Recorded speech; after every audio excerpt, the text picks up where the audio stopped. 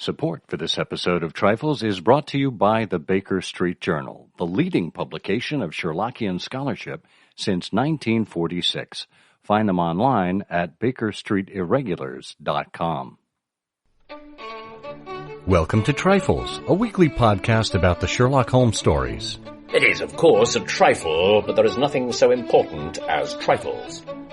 Yes, the box was cardboard, the detective was dying, and the bridge was Thor, but there are so many other details to pick apart in the stories. Pray, be precise as to details. Have you ever stopped to wonder why James Phillimore disappeared looking for his umbrella? Or just how parsley can manage to sink into the butter? You are very inquisitive, Mr. Holmes. It is my business to know what other people don't know. Scott Monty and Burt Wolder will have the answers to these questions and more in Trifles. The game's afoot.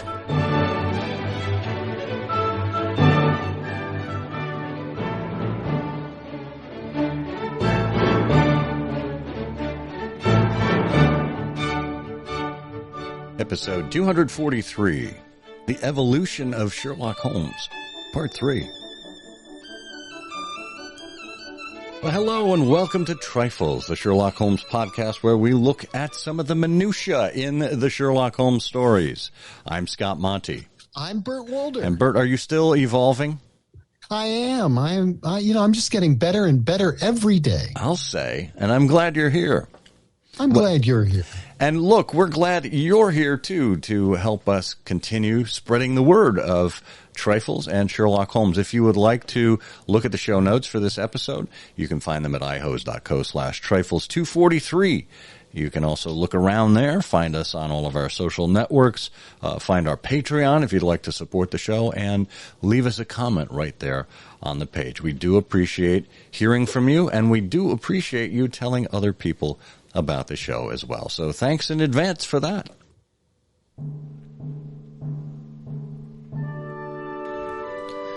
Well, Bert, I feel like we're in a constant state of evolution with respect to Sherlock Holmes. We've done 2 other episodes on this topic. I think it was episode 237 and episode 239, where we looked at the evolution of Holmes's career, his personality, and I think you led the research on this. I thought it was really clever, the way you brought us through decades. We went about 10 years apart as stories are identified in various chronologies and selected different aspects of Holmes and his personality and his career. And you've done it again, Mr. Magoo. And I'd like you to take us through this final journey on the evolution of Sherlock Holmes, if you would. I'm happy to. And this is a technique I think that Holmes would appreciate or at least recognize, because what we're doing is taking samples. We're dipping into the canon, at basically 10-decade intervals. The premise here, for our listeners who remember the first discussion, is that Holmes was in active practice for more than 40 years, which at the time in England represented, pretty much a life expectancy. And how did he mature? How did he change over that time period? So beginning this time with a study in Scarlet. And today we're going to be looking at 4 cases: a study in Scarlet from 1881, Final Problem about 10 years later, Priory School about 10 years after that, and finally his last bow. So when we first hear about Sherlock Holmes, Watson has just told us that he encountered his old friend Stamford, who's taken him to St. Bartholomew's to meet Sherlock Holmes. We hear, says Stamford, that Holmes was bemoaning that very morning he couldn't find someone to go halves with on 221B. And notice that he's not complaining that he can't afford 221B. He's complaining that he can't make half the rent because he can't find anybody to join him. So clearly he's still very much a loner. He has no income other than from his very early practice, which must be very marginal. And then we have this big blast of information from Stamford, who says, it tells Watson what he's in store for. He says, well, and this is really extraordinary because it's an enormous amount of information. It's as if It's as if, you were complaining, gee, I can't find a roommate. And then somebody says, oh, you're not the only person to mention that to me. But then let me tell you all this other stuff about the person who did mention it to me. He's a little queer in his ideas. You might not care for him as a constant companion. He's not easy to draw out. By the way, you can't trust me, Stanford says. I know nothing more of him than I've learned from meeting him every so often in the lab. And he's a little too scientific. He seems to be cold-blooded. I could imagine him poisoning a friend, just in the spirit of inquiry. And then, by the way, he's beating the subjects in the dissecting room with a stick. Now, if that doesn't make this guy an attractive prospect, what does? Right. I mean, this is like the ultimate Felix and Oscar, the odd couple. Stanford, you're really not doing a great job of selling it here. Yeah. So, are you on commission, Stanford? They met. Right at the Criterion Bar. It was a New Year's Day, I think, we're supposed to believe. And either Watson was blind drunk or massively hungover, that he didn't mind all of these characteristics that Stanford was putting out. Yeah. Well, and then we get into the laboratory, and Holmes is absolutely thrilled because he's discovered a reagent precipitated by hemoglobin and nothing else. And Holmes has this intense explanation about this. He names 5 cases when the test would have mattered.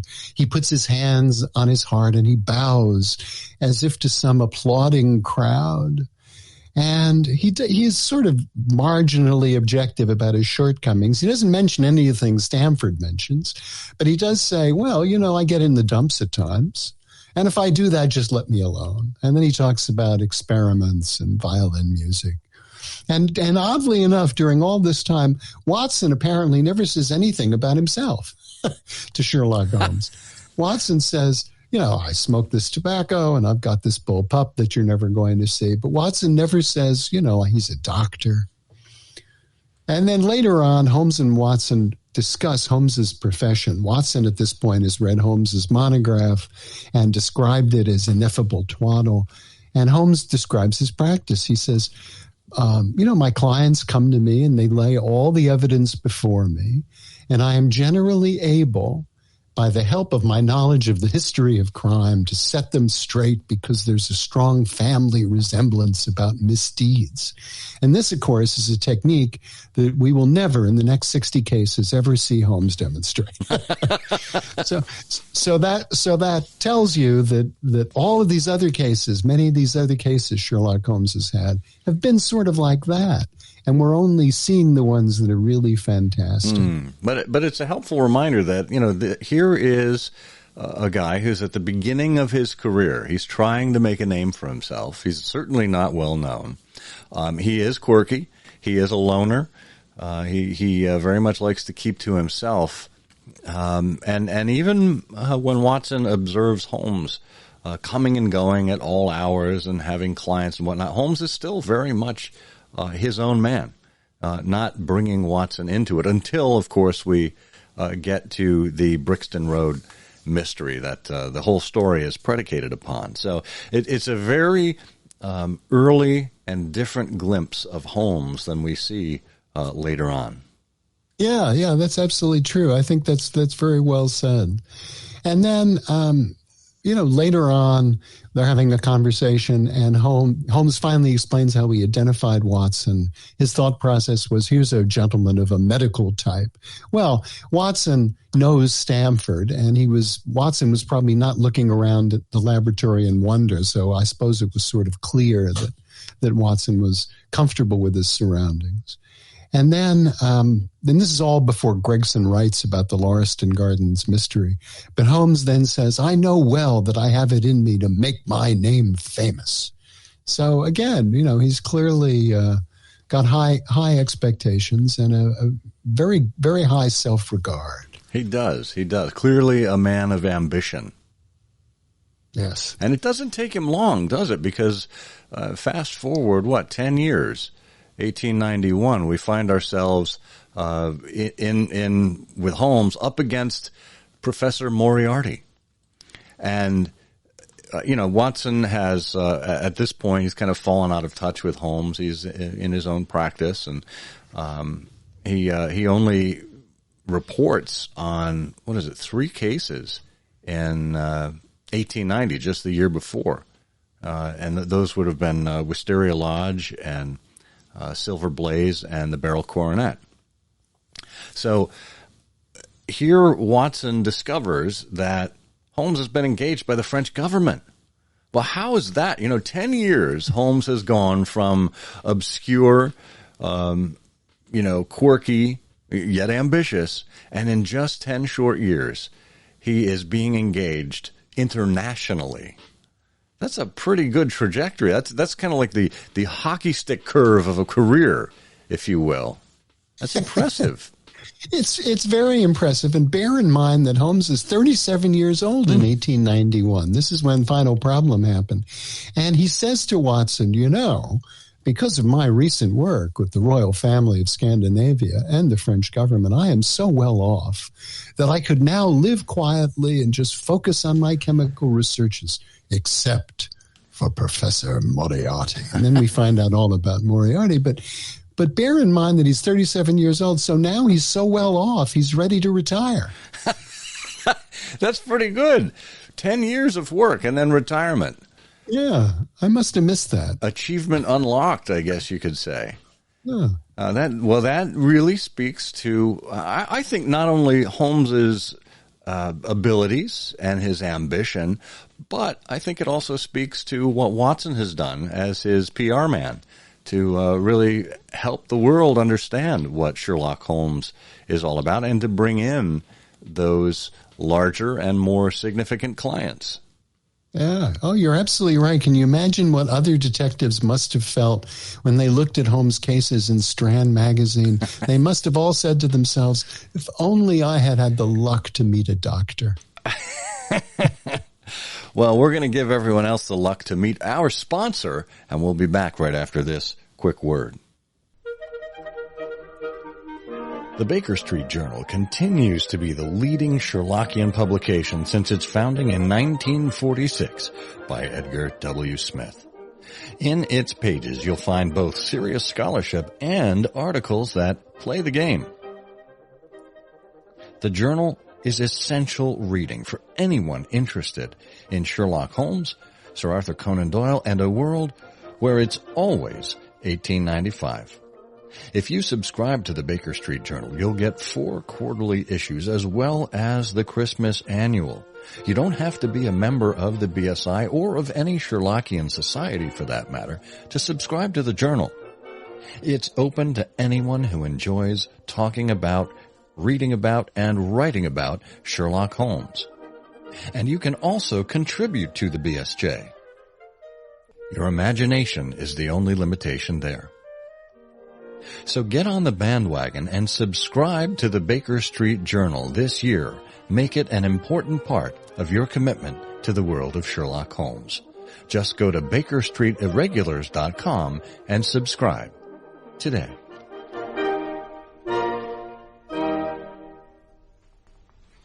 All right, we're back from our hiatus, and Holmes has returned from his hiatus after the Final Problem, and we find ourselves 10 years in the future in 1901. Where does that place us, Bert? That's the adventure of the Priory School, and it has, we've talked about this before, one of these the most wonderful scene of a beginning of a Sherlock Holmes case. Dr. Thornycroft Huxtable enters, collapses in Baker Street. And what we find is Holmes is very, very busy 10 years after the Final Problem. In fact, the first words out of his mouth are, I'm really very busy. There are the Ferrers documents, and clearly that's supposed to be something Huxtable should know about from the newspapers. And the Abergavenny murder is coming to trial. So clearly Holmes is involved in a trial. Maybe he's going to be testifying. And Huxtable has heard of Holmes and says, I'm aware that you take a very high line in professional matters and that you are frequently willing to work for work's sake. But he then describes the reward the Duke is offering. And Holmes says, it's a princely offer. Watson, I think we shall accompany Dr. Huxtable back to the north of England. So apparently the Ferrers documents and the Abergavenny murder coming to trial can wait. Yeah. Well, this was interesting because this, to me, always it served as a test for not only Holmes's willingness to take on a client, but the client's willingness to press their need to Holmes, almost as if he was making Dr. Huxtable prove his case.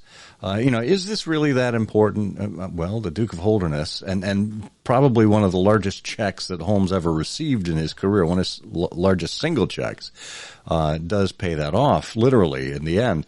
But when he says the Ferrers documents and the Abergavenny murder are coming up, only a very important issue could call me from London at present.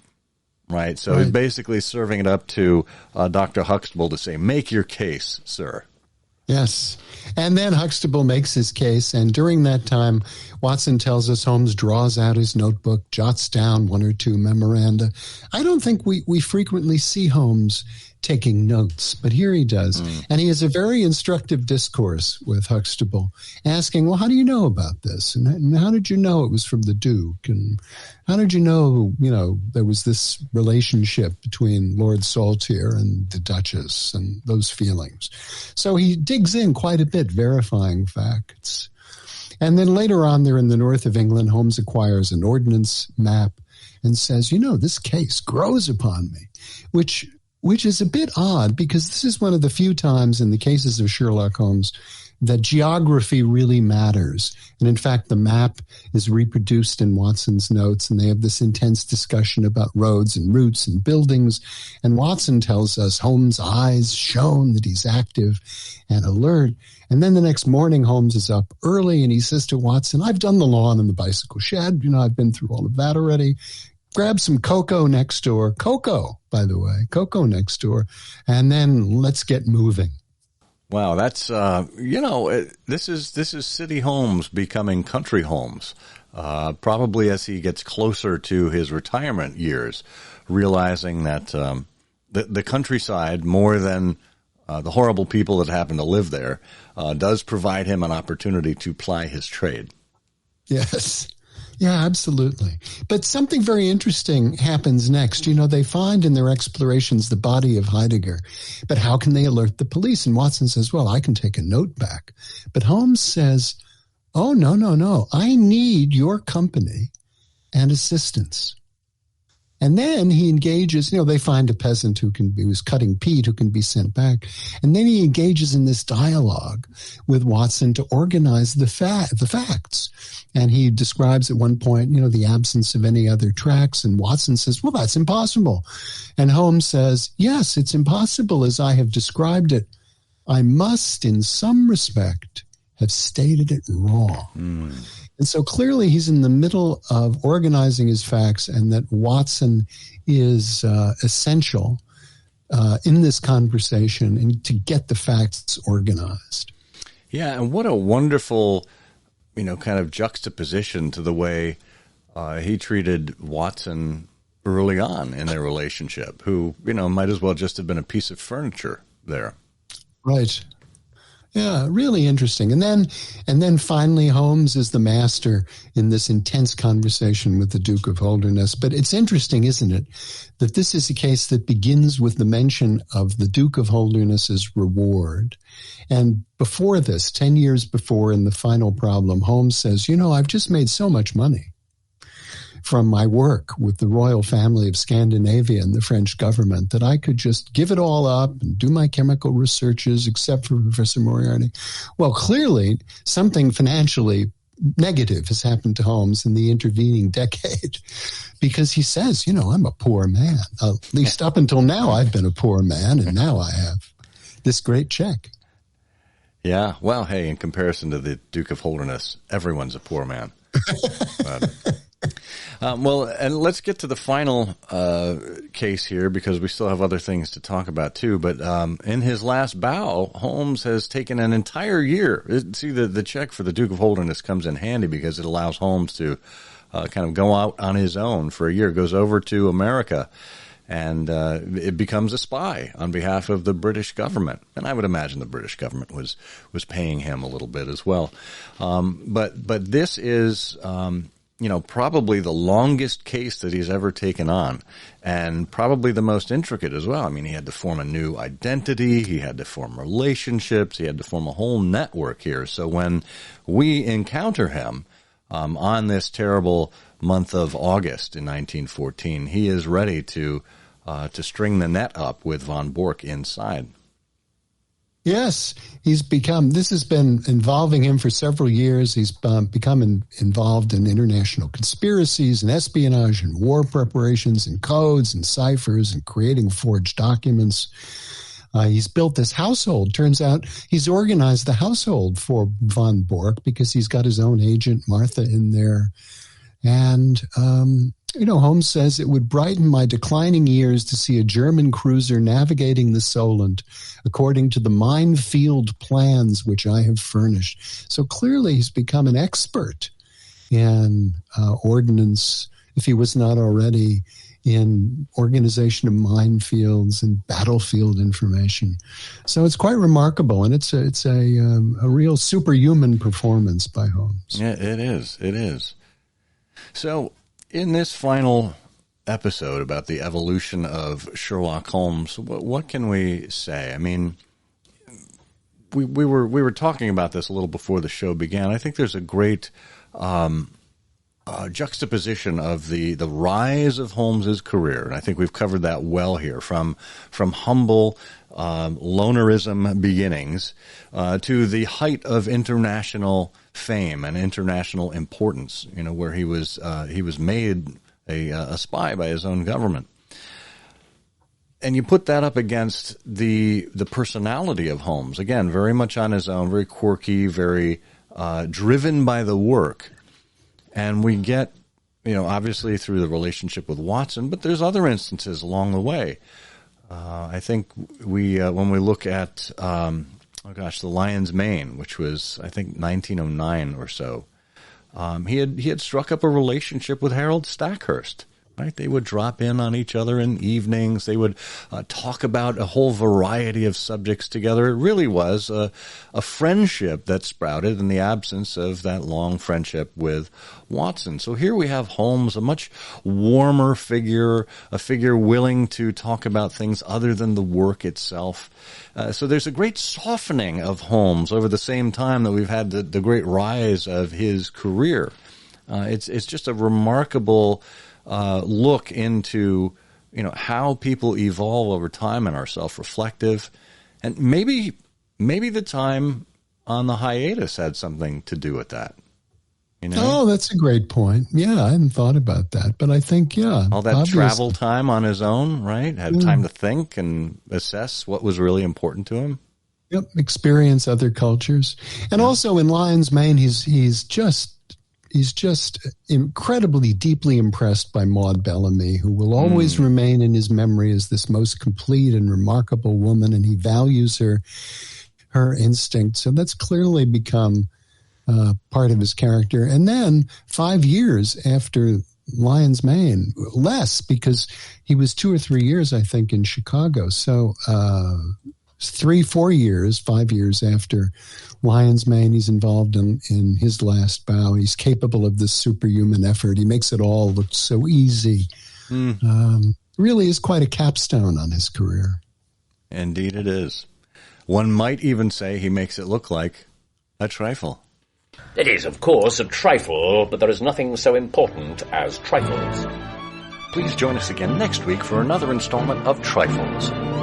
Show notes are available on SherlockHolmesPodcast.com. Please subscribe to us on Apple Podcasts and be sure to check out our longer show, I Hear of Sherlock Everywhere, where we interview notable Sherlockians and share news of the Sherlockian world.